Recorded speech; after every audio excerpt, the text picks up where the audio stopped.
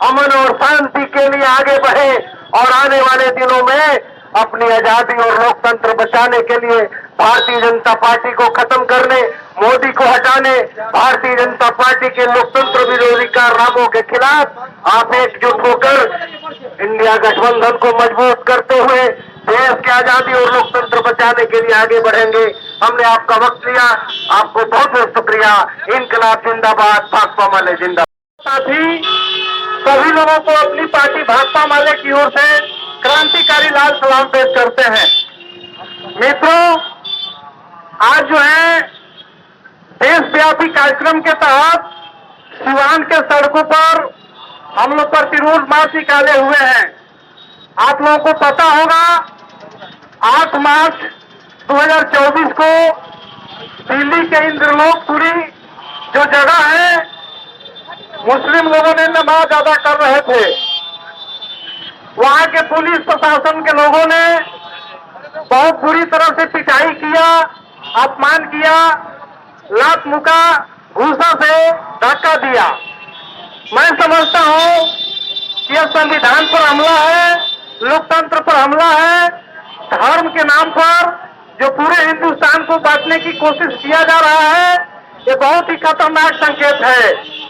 इसलिए इस सवाल पर हमारी पार्टी ने पूरे देश के लेवल पर तमाम राज्यों में, तमाम जिला मुख्यालयों में, तमाम प्रखंड मुख्यालयों में इस प्रतिरोध मार्च के माध्यम से हम लोग मांग करते हैं कि जो भी उसमें पुलिस पदाधिकारी शामिल हैं उनको बर्खास्त करें, पुलिस की जो बर्बरता है उस पर रोक लगाई जाए, सुरक्षा कर्मियों को जो सांप्रदायिकीकरण करने की जो कोशिश हो रहा है उसको बंद किया जाए।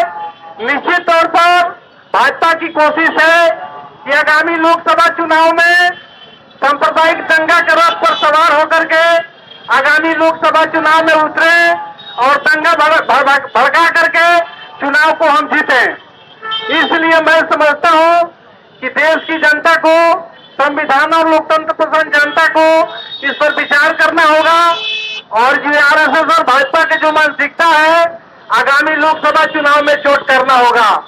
इसलिए इस तरह की जो कार्रवाई है, इस कार्रवाई को हमारी पार्टी निंदा करती है, तीखा विरोध करती है और निश्चित तौर पर जो आरएसएस भाजपा की सरकार है, जिनके इशारे पर वहां के पुलिस पदाधिकारियों ने इस तरह की हरकत किया है, ऐसे पुलिस पदाधिकारियों पर कार्रवाई करने की मांग कर रही है।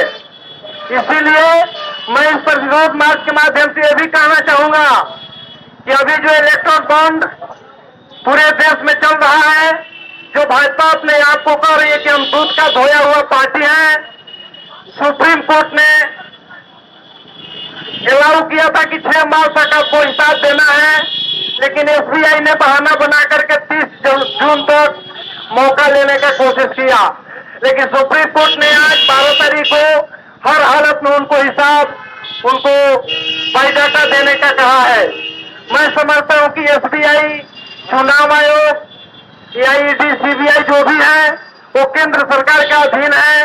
इसीलिए इस तरह की जो साजिश किया जा रहा है कि इलेक्ट्रल बॉन्ड अगर ओपन हो जाएगा तो बहुत बड़ा घोटाला, भाजपा उसमें फंसेगी, सामने आएगा, लोकसभा चुनाव में भाजपा के लिए खतरा पैदा होगा।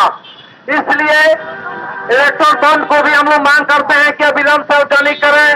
साथ ही साथ जो विगत लोकसभा के अंदर जो महिला आरक्षण बिल पास हुआ, महिलाओं को अपने पक्ष में करने के लिए मैं समझता हूं कि यह जुमला बनकर न रह जाए। इसलिए इसको भी हम लोग मांग करते हैं कि आगामी लोकसभा चुनाव में महिला आरक्षण बिल भी लागू हो, उस आरक्षण के हिसाब से महिलाओं को आरक्षण दिया जाए। इसलिए इन मांगों के साथ इस प्रतिरोध मार्च के माध्यम से हम मांग करते हैं, निश्चित तौर पर आने वाला दिन में आगामी लोकसभा चुनाव में हिंदुस्तान की आम आवाम 2024 के लोकसभा चुनाव में सामंती सांप्रदायिक ताकतों को धूल चटाएगी, महागठबंधन इंडिया सरकार को सत्ता में पहुंचाएगी। इस उम्मीद और भरोसा के साथ मैं अपनी बात को समाप्त करता हूं और फिर तमाम लोगों को अपनी पार्टी, खेले खोमचे वालों, दुकानदारों, पत्रकार मित्रों, हम अपनी ओर से और पार्टी की ओर से आप सबों का हार्दिक अभिनंदन करते हैं। दोस्तों,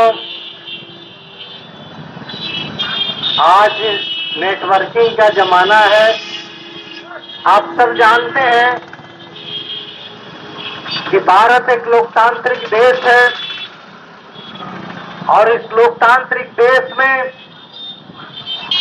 सभी धर्मों के प्रति समान भाव रखने का जो प्रस्तावना है, जिसको हमारे देश के प्रथम प्रधानमंत्री जवाहरलाल नेहरू ने लिखा था। उन्होंने लिखा कि we the people of India, हम भारत के लोग जिन्हें किसी भी धर्मों को मानने और आजादी के साथ जीने, अपने पहनने खाने तमाम चीजों की आजादी है। लेकिन दिल्ली में जो घटना घटी है, आप सब लोगों ने देखा, एक पुलिस वाला जिसकी जिम्मेदारी कानून करना है, ये किसी उन्मादी भीड़ ने हमला